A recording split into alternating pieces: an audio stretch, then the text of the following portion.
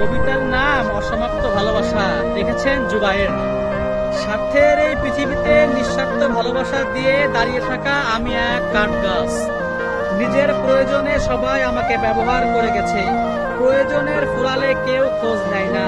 কতটা ঝড় বৃষ্টি বয়ে গেলে নরম হৃদয়ে, কতটা ব্যথা পেয়ে অশ্রু জুড়ে দু নয়নে, কেউ খোঁজ নেয় না। আমি ভালোবেসেছি স্বার্থের এই নিঃস্বার্থভাবে একজনকে। ভালোবাসাই ছিল আমার পাপ, যার একজন ভালোবাসায় খাঁচায় পোষা পাখির মতো বুকে মনে পুষছে। শেষ বেলায় আমি সব থেকে তাকেই বেশি পেয়েছি ব্যথা যন্ত্রণা।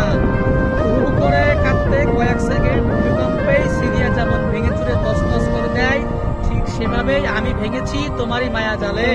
তবুও মুহূর্তের মধ্যে ছন্নখার হয়ে পাশে থাকা আমি এক বালক।